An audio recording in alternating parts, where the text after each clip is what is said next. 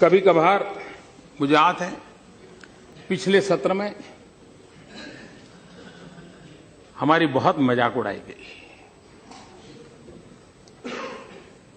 मैं नहीं जानता हूं इस प्रकार का भाषा का प्रयोग जो कर रहे थे उचित होता था। यहां तक कह दिया कि आपको वीजा दे रहे हैं पार्लियामेंट में आने का। इस प्रकार का प्रयोग करने वाले लोगों को मैं और तो कुछ कहता नहीं हूं, लेकिन मैं इतना कहता हूं, अंतर्राष्ट्रीय स्थानों पर कुछ काम निर्धारित होते हैं जिसको करने पड़ते हैं। उन मीटिंगों में पहले के प्रधानमंत्रियों को भी जाना पड़ता था, इस प्रधानमंत्री को जाना पड़ता है, और भविष्य में जो आएगा उसको भी जाना पड़ेगा।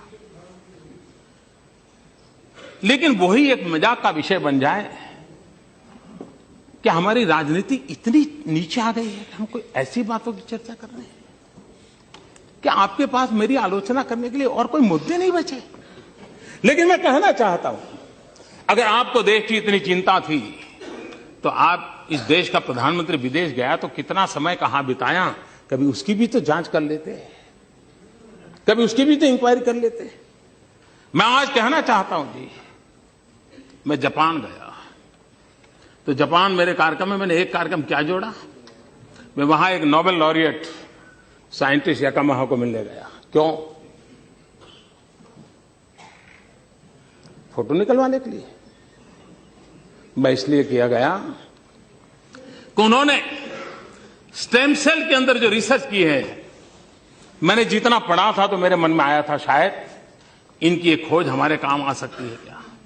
क्योंकि मैं जानता हूं मेरे देश के आदिवासी, उन आदिवासियों को परंपरागत रूप से सिकल सेल की भयंकर बीमारी से जूझना पड़ रहा है, और सिकल सेल की बीमारी कैंसर से भी भयंकर होती है। जिन्होंने सिकल सेल की बीमारी वालों के विषय में पूछा है तो पता चलेगा ये कितनी पीड़ादायक होती है, और पीढ़ी दर पीढ़ी चलती है। अभी तक उसकी कोई दवाई नहीं मिली है। एक आशा लगी है कि स्टेम सेल के द्वारा सिकल सेल की बीमारी से मुक्ति हो जाए। हम गए तो वहां गए, उनसे चर्चा की, और बेंगलोर के हमारे साइंस इंस्टीट्यूट के साथ आज उस दिशा में हमारा काम हो रहा है कि स्टेम सेल्स के द्वारा हमारे युवा साइंटिस्ट कुछ खोज करें। मेरे आदिवासी भाइयों को पीढ़ी दर पीढ़ी जो परेशानियों से जिंदगी गुजारनी पड़ती है, उससे वो बाहर आ रहे। हम ऑस्ट्रेलिया गए, G20 समिट में गए। हम कहां गए? मैं उस किसानों के साइंटिस्ट, एग्रीकल्चर साइंटिस्टों को मिलने गया, उनके लैब में गया जिन्होंने प्रति हेक्टर ज्यादा चना उगाने का और सबसे खराब धरती पर चना उगाने का सफल प्रयोग किया था, रिसर्च किया था। कहीं पढ़ा था मैंने, मेरे मन में पढ़ा था, मैं उनके पास गया। हमारे देश को पल्सिस में हम बहुत पीछे हैं। देश को पल्सिस की जरूरत है। गरीब आदमी को न्यूट्रिशन फूड के लिए प्रोटीन जरूरत है। हमारे देश के गरीब को प्रोटीन मिलता है दाल में से, पल्सिस में से मिलता है। अगर हम हमारा किसान अच्छी मात्रा में पल्सिस पैदा कर सकता है, अगर प्रति हेक्टर ज्यादा पल्सिस पैदा कर सकता है तो उसको भी अच्छी आय मिलेगी और हमारे गरीब का भी भला होगा। और इसलिए मैं उन साइंटिस्ट को पास जाकर के घंटे बिताए समझने के लिए कि बताइए मेरे देश के किसानों को ज्यादा पल्सिस पैदा करने के लिए क्या रास्ता हो सकता है, ज्यादा चना पैदा करने के लिए क्या रास्ता हो सकता है, अरहर पैदा करने के लिए क्या रास्ता हो सकता है, उसके लिए मैंने समय बिताया। मैं एक और साइंटिस्ट के पास गया, इस बात के लिए गया मिलने के लिए कि उन्होंने केले में कुछ नई खोज की थी। मैं समझना चाहता, मुझे पूरा पता नहीं था, तो मैं ऐसे ही चला गया उनके पास, उनके साथ बैठा, उनकी लैब देखी, उनके प्रयोग देखे। उन्होंने केले में न्यूट्रिशन वैल्यू बढ़ाने में बहुत सफलता पाई है, अधिक विटामिन को पाने की सफलता पाई है।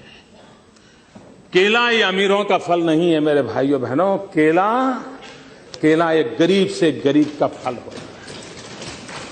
अगर केला उसमें न्यूट्रिशन वैल्यू बढ़ता है, विटामिन अगर ज्यादा अच्छे मिलते हैं और इस प्रकार की खोज के साथ केला बनता है, तो मेरे देश का गरीब से गरीब व्यक्ति केला खाएगा, उसको ज्यादा ताकत मिलेगी। अगर विदेश जाते हैं तो इस काम के लिए जाते हैं। देश का गरीब हमारे दिमाग में होता है। देश का आदिवासी हमारे दिमाग में होता है, देश का किसान हमारे दिमाग में होता है, और दुनिया में जो भी अच्छा है, जो मेरे देश के गरीबों के काम आए, उसको लाने की एक तड़प होती है। उस तड़प के लिए हम कोशिश करते हैं, और इसलिए समय का सदुपयोग करते हुए हम किस प्रकार से हमारे देश को आगे ले जाएं, उसके लिए सोचते हैं, उसी को लिए करते रहते हैं, उसी पर हम करने के लिए कोशिश प्रयास करते हैं।